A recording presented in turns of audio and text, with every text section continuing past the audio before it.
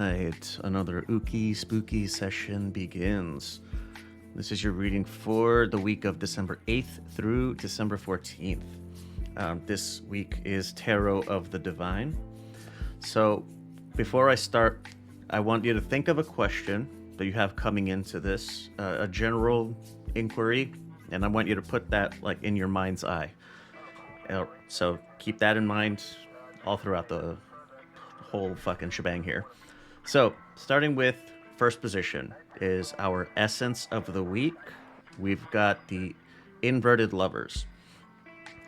Typical keywords for this are indecision, detachment, disharmony, or conflict. So, yeah, not a great start, but it gets better, I promise. Useful perspective, Two of Cups. This is the fucking exact opposite. Unity, partnership, connection. And in our third position here, we have what we make time for, the Six of Swords. This is learning lessons and moving forward with our lives. In the fourth position, this is our mindfulness or relaxation technique, the Page of Pentacles. This is the archetype of a planner, someone who is studious, consistent, persistent. You get the idea. And in our fifth position, the overall guiding message is the Ace of Cups. Here is creativity, intuition, emotional awakening, that kind of stuff.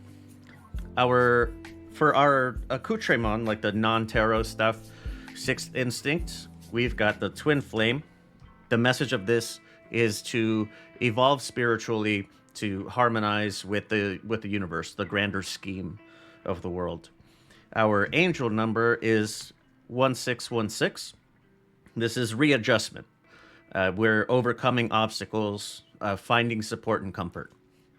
Our true intention here is the perspective. I value your opinion. And for our standard sort of cartomancy, standard deck of cartomancy is the Two of Spades. This is very similar to the Lovers inverted. It's disharmony, disagreements, bad news, separations. So let's get into it. This isn't the best card to get to start the week, but there's a whole lot of upside throughout the rest of the reading. So the inverted Lovers, like I said, represents conflict or disharmony. So it seems the week is beginning with a breakup of some kind in our lives. It doesn't necessarily mean a romantic breakup, right? Could be a career change, could be falling out with a family member. Could be anything. But so you'll have to see how it plays out, obviously. But the perspective to keep in mind is the opposite of what the Lovers says, and this is a card that the message of it is to build partnerships, foster unity, and create new connections with other people. So my thinking here is that while the essence of the week may have us feeling like things are falling apart, it's important this might be like a fake it till you make it kind of positive attitude regarding connecting with other people instead of just retreating to our hidey holes, because I'm very guilty of this. If some shit goes sour, I pull away. I have to for at least a day or something. But so what we should make time for, even if we do retreat a little bit to lick our wounds, is to learn from the situation. The Dalai Lama, I wanted to use his observation or whatever his advice was: when you lose, don't lose the lesson. And it's a really apt way of framing the Six of Swords altogether. So if the situation is a breakup, this isn't to say that you should just go out and start trying to date again, but reflect on what may have led to the disharmony and try to change for the better. I think that our close friends, people we trust, our family members are the best source of community for the time being. Because if it's like a work-related situation, maybe, I don't know, maybe you get canned, maybe you quit, whatever the case is, you don't have co-workers. But the Six of Swords is not done. learning lessons from our mistakes does not necessarily matter all that much if we don't take another shot at whatever it is we're recovering from based on these two, right?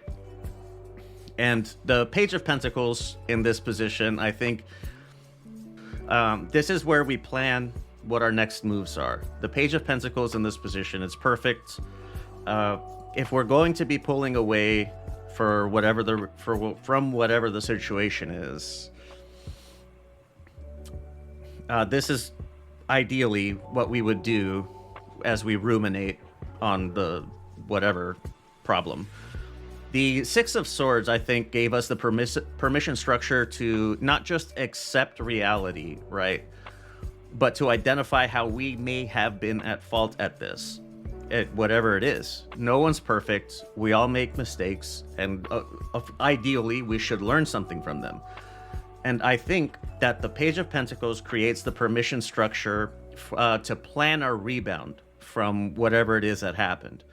The fun adage I always see on the internet, like if you have a bad breakup, it's always lawyer up, delete Facebook, and hit the gym, right?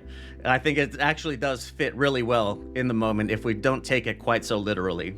So I think lawyering up in the context of the reading to me feels like the Six of Swords and the Page of Pentacles, with that we're going to recover from the situation, I think, emotionally or mentally. Hitting the gym, for our purposes, this could be a literal thing, but it could also be taken to mean that learning from our situation, we need to come out better for the experience, right? And deleting Facebook, I think, is it's both these two and this one in so much. Don't try to hold on to something that's dead, right? If it's gone, then what the fuck is the point of trying to hold on to it? For what? The sake of comfort and familiarity? The Ace of Cups here, as our guiding message, is one of following our intuition and embracing our potential for self-actualization. Whatever the problem is, the shit's done, homie. The guiding message coming from on high is to move on. I don't think it can be put any more clearly than that. The message of the overall reading has been cutting ropes, dropping the bullshit, and moving on. So, not sure how much more clearly it needs to be said. For the supplemental cards, they're all in the same wheelhouse of the tarot spread, right? The Twin Flame, the Sixth Instinct right here, this calls on us to grow spiritually so that we can find our place in the grander scheme of the universe. The Angel number, very much aligned with that. 1616 being that of new beginnings with new people. These are the types of bonds that, according to the card, they'll feel like missing pieces coming into place when you establish those connections with people. And the True Intention, perspective, I think it's a reminder of not pulling away for too long and to seek outside perspectives on whatever it is, the situation that you're having. If you want to learn from it and move on from it, it might be a good idea to get some outside advice. And the standard cartomancy, the Two of Spades, it aligns with the essence of the week. It's disharmony. It's the same shit. The Moon Phase, I did not mention up top. It's a waxing gibbous all week. Now, this would mean that this is time to get shit into gear if it isn't already. Because as the full moon comes, that's when we start reaching the blossoming point, right? And that's gonna be like next week. So start lining shit up if you haven't already. And you remember the question? The one that I mentioned at the very top? Get that one like centered in your mind. Well, the coin flip was no. It's I hope that is the most helpful answer, the necessary answer. That does not always align with what we want. Like I had said about why, like, don't holding on to something that's already faded away. Yeah. What else? Last thing. The crystal, the one I picked out, is the Moonstone. It's for intuition, listening to our intuition, listening to our better angels, I guess, trusting our instinct, which I think is going to be really key when we're recovering from whatever the situation we're dealing with. Yeah. That's it. That's all I got for the week. If you would like to see how all of this gets put together, you can go to patreon.com/lvxmedianet. Get yourself hooked up on the spooky tier. And I put the video out. It's how I get all of the cards, how everything comes out. The whole little ritual of cleansing the fucking shit and all that. So that's the Patreon stuff. And if you would like a personal reading, I do offer them. The website lvxmedia.net. Hit the spooky button there and fill out the fucking little form that I got.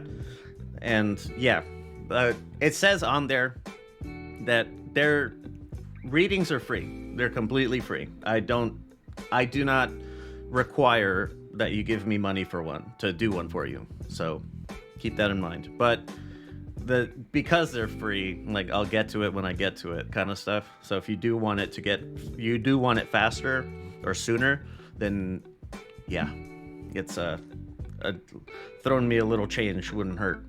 But that's it. I'm curious to hear how this reading lands for you, especially as we get into the latter days of the week. So definitely let me know wherever it is that you're listening to this or watching this, ideally watching. So yeah, that'll be it for this week. I'll be back next week, same Uki time, same spooky place. We'll see you then.